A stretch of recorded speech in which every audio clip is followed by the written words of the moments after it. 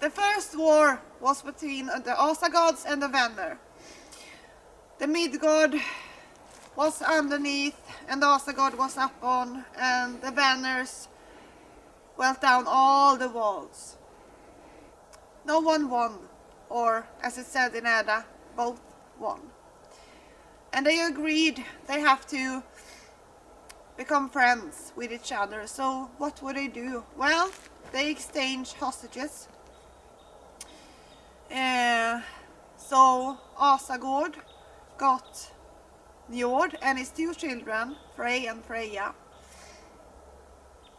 And Vännerna got Höner and Mimer. Asa Gods were really happy about having Njord, the ruler of the sea, and Freya, the beauty, and Frey with all of the magical to bring life to earth. The Vanirs were happy because Asa God said, Höner is really good. He was an outstanding looking man. Really wonderful, always like this, but he couldn't take any decisions. He always looked at Mimer. Mimer was one of the highest in Odin's God's favors. He has so much knowledge, much more than Odin. So Mimer always told Höner what to say. So when Mimer wasn't around in the meetings with Venners, he always said, well, what do you think? What do you think? I don't really know. Well, you have to make the decisions. And the Venners realized the Asa Gods has sent someone who knows nothing at all. And they got so mad that they took Mimer and chopped off his head and sent it away to Odin. And Odin got the head of Mimer home. And he was horrified. So he tried to make runes in the head and singing the songs and making spells and bring back Mimer's spirit to the head. And then he placed the head in the well. That's now Mimer's well. Odin's well, they say now. It was also there in this Mimer's well that he guarded that Odin sacrificed his eye to get more wisdoms. So in the bottom of the lake there's still lying Odin's eye, watching all over us and see everything.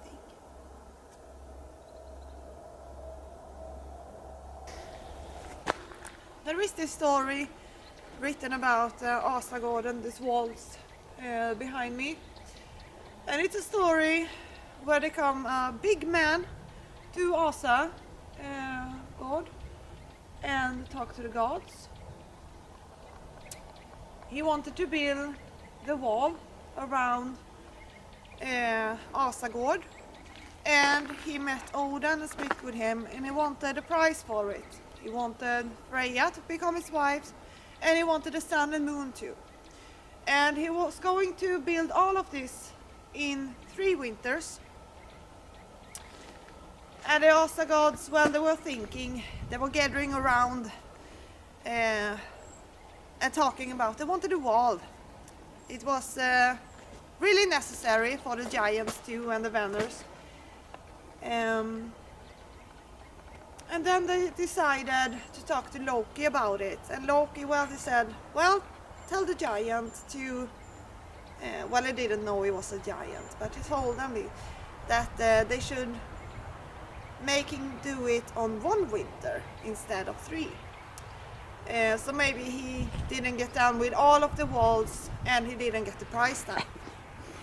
And they talked to this man, and the man said, well, okay, but then I want to have my stallion. I want to bring my stallion with me on this event and making the walls so he can help me. And the gods were thinking, well, we have to ask Loki again. And Loki said, no, that's not a good idea. But the gods, well, they wanted the wall more, and they were thinking, well, maybe Loki's wrong. So they said, okay, we agree. You build this on 3 winters and you get Freya, the sun and the moon. And he was like, yes. And in the night, he took a stallion and a wagon and he was bringing all of these stone blocks with him to build this wall. And it went so fast that the gods were getting nervous.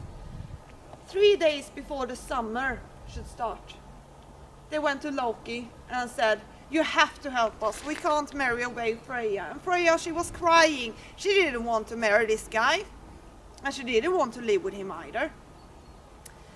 And Loki said, "Well, okay, I'll help you." Then, well, he didn't just agree with it, because the gods said it will be torture and he will be dead and he will live in hell. And so it wasn't like he made it out of nowhere just helping the gods.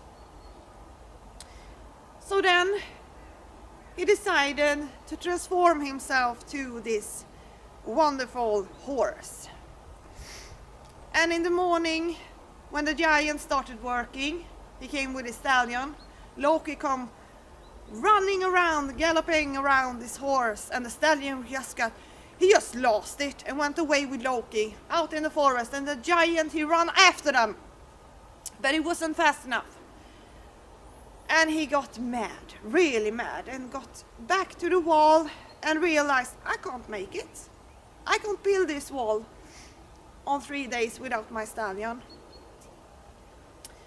So he went in a rage and he started to scream, and then the gods realized that he was a giant. And the giant wasn't afraid of building Asa Gods walls, because Thor wasn't at home. He was out hunting trolls and helping the humans. And the funny thing is, Loki come home after one night with his stallion, and something had happened. So he is the mother of Sleipnir, Odin's goddess horse with 8 legs. And Sleipnir was amazing. He could travel through all of the worlds, the 9 worlds, with any problem at all. So that's why Odin also can travel faster and around the world everywhere. It's because of Sleipnir. I had to call home Thor. So Thor, he went home to Asa God and realized there was a giant. So he took his Mjolnir and smashed the head, and the giant fell down, and all of his skull went all through the ground. In the area you see is the ground where they think is the leftovers of the giant. The giants were afraid of Thor. They didn't want to be in Asgard when Thor was at home, but otherwise they didn't think it was that terribly wrong. I skiter i det. Here behind me we have the selpinnar, the evidence that you can get the description of in Edda. The giants' big mountain cloth to build walls. And it's close, it's 500 meters or 700 meters from the giant skull. And the lake of Thor isn't far away from here either. We are not going to show you that one, we are showing it on a map. But it's a lake, and it's Thor's lake just because the Asa gods were protected by Thor and the giants. So there's why they are saying it's Thor's lake. Ynglingaätten, the Ynglings agreement in English, is about the people that were living in Midgard after Frey. They were kings and queens in many generations, and the stories goes back before the year 200 and until, well, Harald Hårfager. Harald Hårfager, in those days he was living, there became this saga that was singing about all these Ynglingaätten. And that's probably the year 800 until 900 that story became real for them. It's also mentioned in Heimdallskringland and in Edda. But I think in Edda, Snorri just took a part of this and just put it in right there. Like he did with other stuffs too. And there was a lot of kings and there was a lot of death. Some king, he died by a horse head thing, the horses have on their head. He was beaten to the ground and died because of that with his brother. Another king, well, he didn't sacrifice enough for the gods. So the people in Midgard, they realized, well, we have to kill him. We have to sacrifice him. So they burned him inside house down. And there's a lot of king. One king, he did everything to survive. And, well, he didn't get younger. So at the end, he needed help to go, help to eat and everything. And then he couldn't sacrifice anymore, because the way he survived as long is because he sacrificed a son, his own son, all the time. And the last son, he didn't die, he survived and became king. And there's so many deaths and so many wars, so I'm not going into that. But it's the oldest thing we have, because it goes back before Viking Age 2. And it's believed to be in this area when they are talking about the places around, and so it's really interesting. So that's something to read if you have really boring. And then you learn some funny words too in the story in Faun language. Freyas home is to be believed here in Gardesanna. Gardesanna is placed in Närnäsnäs in Sweden, and they believed it was guards of sands and guards in the old ways, almost like wives of sands. Freyas sands home. And it believed to be the name Vanhem, like the Vanner's home in Freya was a well. And she was after Njord was her father. Njord was the goddess of the seas, and the Vikings believed that Njord ruled the seas. So they sacrificed things for him just to get a better weather at the sea. And well, it's a wonderful place. And here we are at the Doomring. It's 8 stones totally in a circle. And they believe that one of the stones, this one that was cut in half, they believe to be the offering stone that was raised up again later on when they found it down on the ground. And behind me there's a graveyard.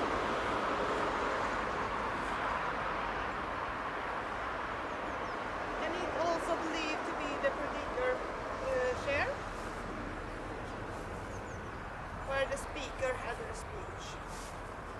And behind me we have the mountain, Ättestupan in Swedish.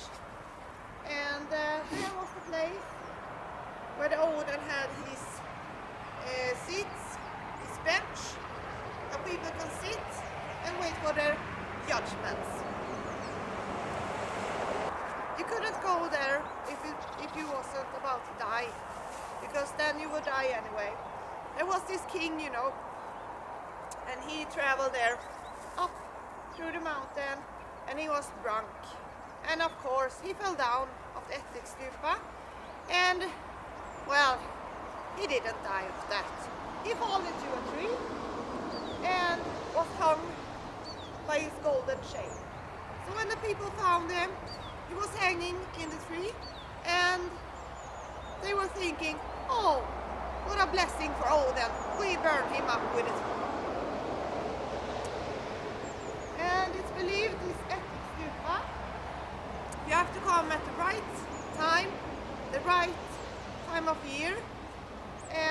weather condition has to be good to see that skull in the mountain, and that's the part of the On Mercy Odin. And you can also see Odin without one eye, and that's Odin in the good way and wisdom and all of that. And you can also see a horn. You can also see a crow in the mountain in the right conditions, with its wings flying out like this. So that's one mysterious thing that's hiding in the mountain. And of course there wasn't all of these trees in the days of the Vikings. And this place has been here before 500 years before the Christianity. So it's way back in time, and the people here celebrated the gods, and it was here the gods gathering around, having their meetings, even when there was something about the humans. And down here is the well, Odin's well, or if you say Mimers well. And Mimers well, well, that story we'll take later on.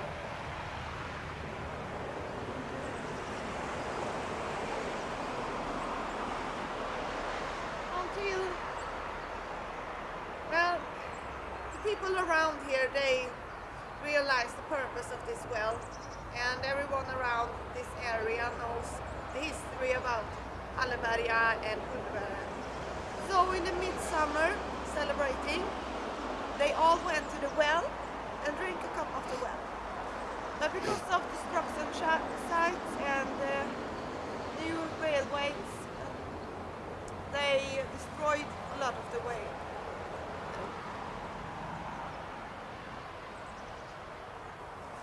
So it's a history that's been passed on for generations.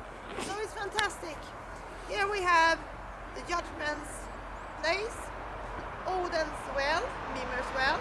We have Ynglingaätten in many trees. There is a really long tree, and we have Ättestupan and the talking chair, which all are mentioned in Edda, but not just Edda. It's also mentioned in other stories.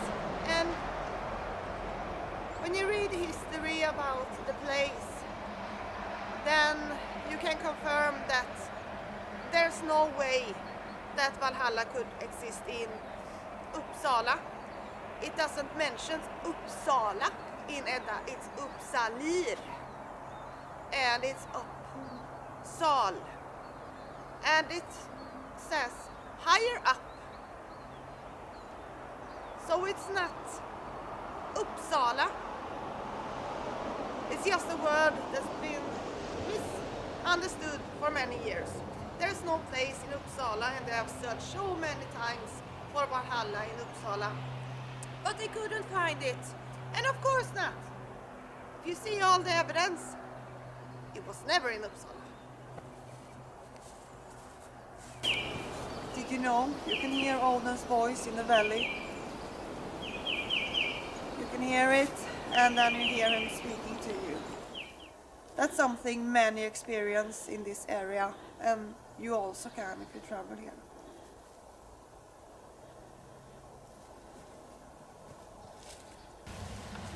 They found the gold in the area of the foot of Hunneberg. And the gold you can compare to the age, and thinking of this Ynglingaätten saga with the man, the king that betrayed his wife. And I'm not dragging all the story, you can read about it if you want to, but the story ends with she's sacrificing all of the gold to the gods, and there was one ring of gold that's mentioned in Ynglinga's saga, and it's a beautiful piece, and it's so that You see they have desecrated all the rings and gold stuff. And the Viking used to do that, to give it to God. And they found small parts of gold crimps and some stuff that wasn't done, finally done, before it was buried too. And they were thinking maybe it's a gold smith somewhere around.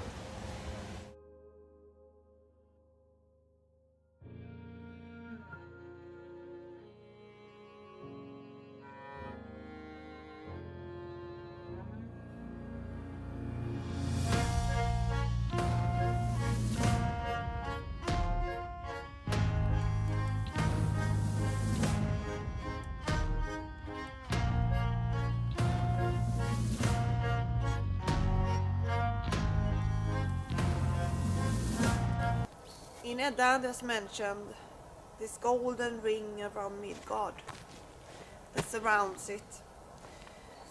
And that's also a thing you can take into Halleberg because of the stones that are outside the fort at Ättestupan, where when the lights hit on the evening, the mountain shines red. It's lights up all of this place.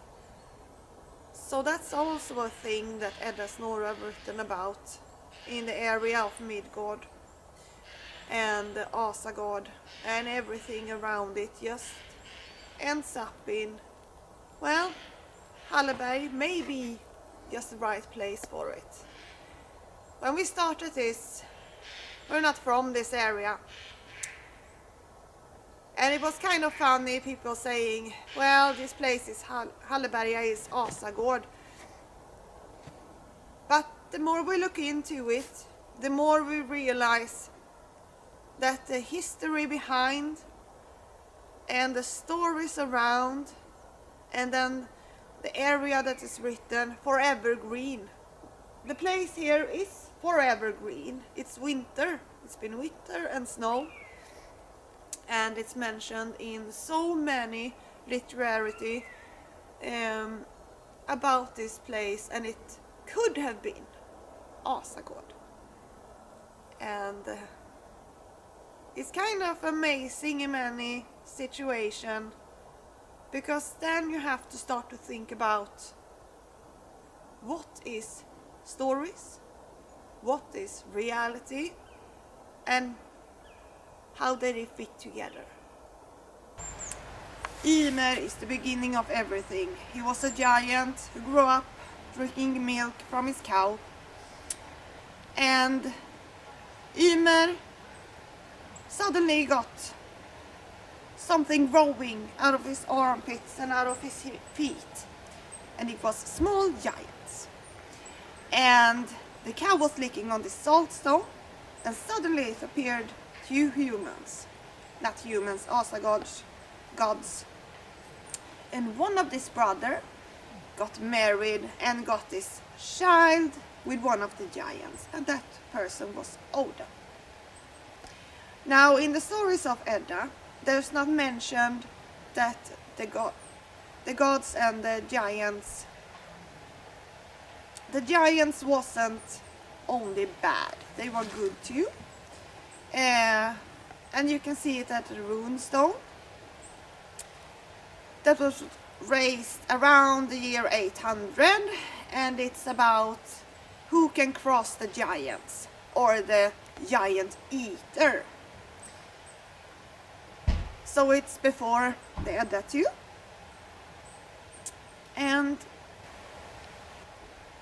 there is mentioned in Edda Thor's conquers over the giants. So Thor has over 40 names in Edda about his conquer with giants, as giant slayer and stuff like that. And there was some good giants too, like Skade. She went to Asa God in a rage and was trying to get revenge out of her death father that Loki had killed. When she came to Asa God, Well, Odin didn't want to have any fights, so he offered her to marry someone. And she got all this, oh my, and she was thinking directly about Balder. But Odin said, well, you can only choose from the feet. And she looked at the feet and she tried to find the nicest one and was thinking, oh, that one, that is Balder. The fact is, it was Njord. Njord that ruled over the seas, and Skade was the most unhappy marriage ever. Njord was living with her in the mountain for some time, but he couldn't accept her, so he went home. Skogsrådet, she rules all of the forest. She protects the animals, the trees, everything living in the forest. And don't disturb the forest, because then she will hunt you down and you will have to pay for it. She looks absolutely beautiful. No human can resist her or her song. But if she turns her back, it's filled with moss and looks like an old tree. So all of you children, if you hear or see the Skogsrådet, take your mom and dad in the hands so they don't get lost in the forest. The trolls and the Asa Gods, they were enemies. And you have to watch out in the forest. The trolls were lurking around all the time. And they didn't smell that good. They smelled really nasty actually. They had big ears, big nose, were very hairy, and after their back they were having a tail, and it was dragging in the ground afterwards. They wasn't that clever, so not that smart, but it was sneaky. So if you smelled something really bad in the forest, then you have to run, so you doesn't get bergatagen. Were taken by a troll to the troll king in the mountains, the Berga king troll. He wasn't as nasty as the other ones, he was much smarter, and he was painting all of his walls with gold and silver and wonderful stones. They were living in the mountains and in caves, deep in the forest, but you have to watch out for them. It wasn't that nice. But there was one troll, the mother troll. She really loved taking care of her children, and therefore in Sweden we have one song about the troll lying its 11 children. So she was lovely and become one story for the children to learn about, and a song that we sing these days too, about the lovely time where we are putting our children to sleep. Trollmor har lagt de 11 små trollen och bundit fast dem med svansen. Då sjunger hon sakta för de 11 små trollen det vackraste ord hon känner. Oh aj aj aj aj buff, oh aj aj aj aj buff, oh aj aj aj aj buff, buff, oh aj aj aj aj buff. Protect yourself from the trolls. They had a troll cross.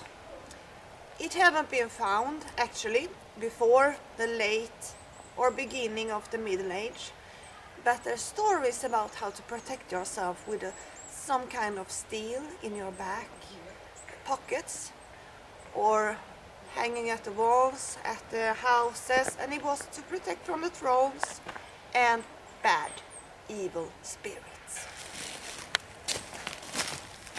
There's a lot of folklore in history, and indeed in the strings too. You had to watch out for the naked man playing his violin, because he lure people down the stream to the deep and drown them.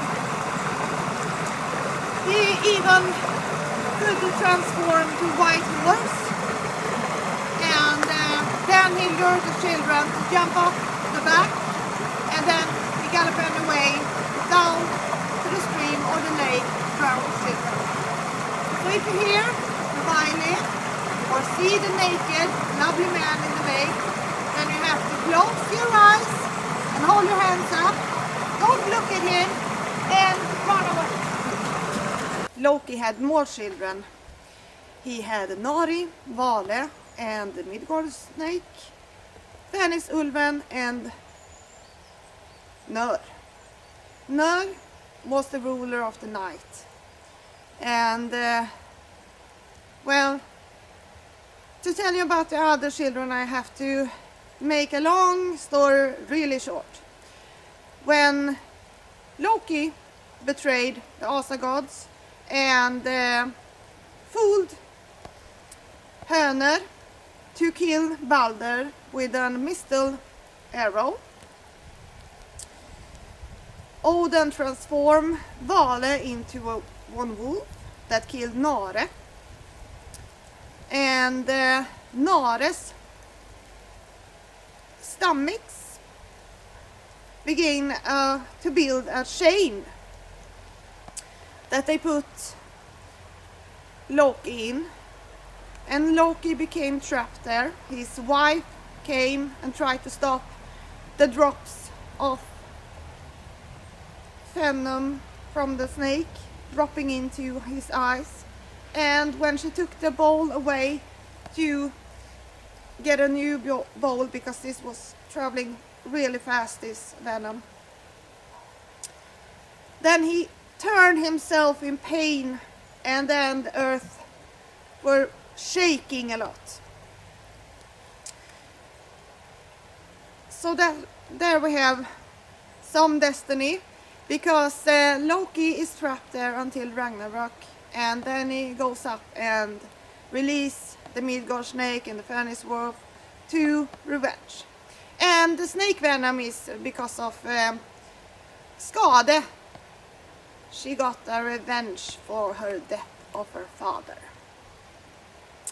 The Midgård snake is traveling around Earth, and Odin didn't like having it in Asagod, so he put it in Jotunheim, the home of the giants. And the Fenris wolf, it was at Asagod for a really long time, and nobody dared to come near it except Tyr. And Tyr, he put his hand in the mouth of the Fenris wolf, like he used to do, to put a chain around to trap the Fenris wolf so he couldn't get away. But this time, when the Fenris wolf realized it was stuck, it couldn't get lost out of this grip. Then it took a bite, and Tyr lost his arm.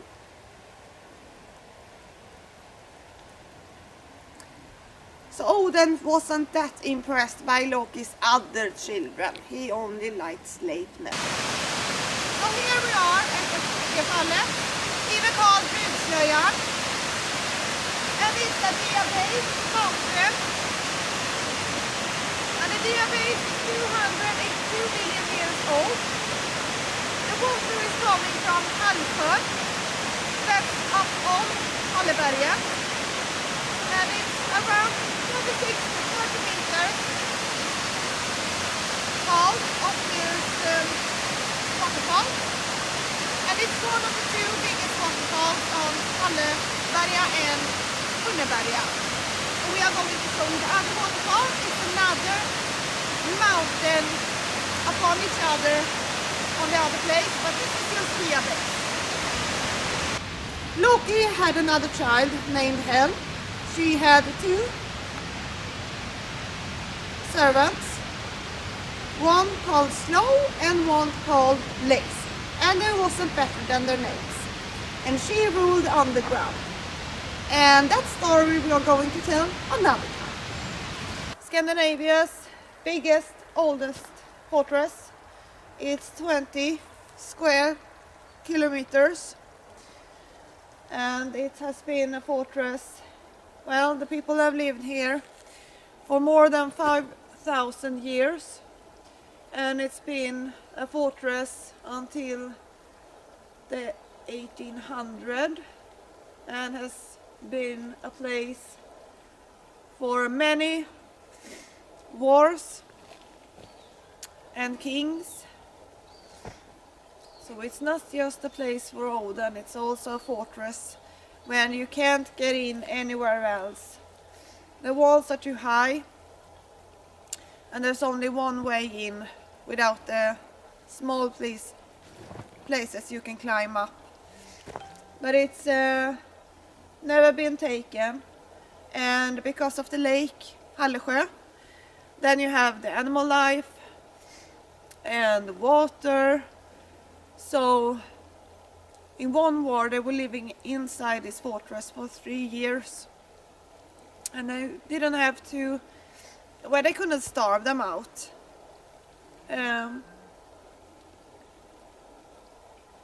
So it's a special place, and we are at the end of the fortress. It's much higher up. The mountain is about 150 meters over sea levels, so it's not that easy of a climb up the mountains. And the valley between Halleberg, where we are now, and Hunneberg is about 500 meters.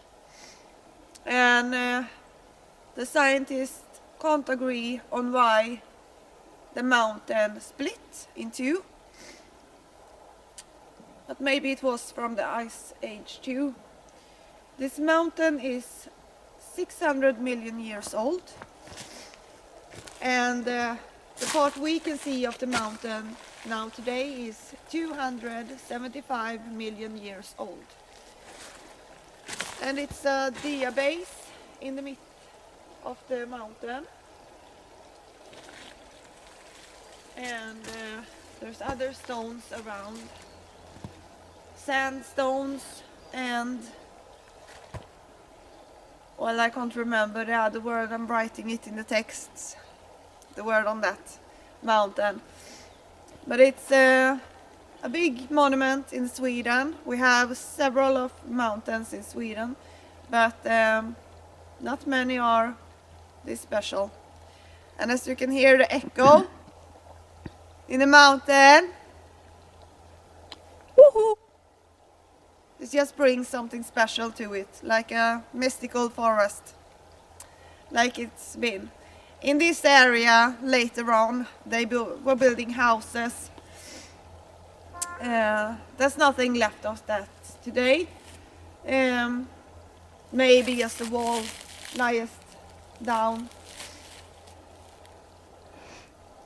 But it's really fascinating and amazing. And now we are going up the mountain.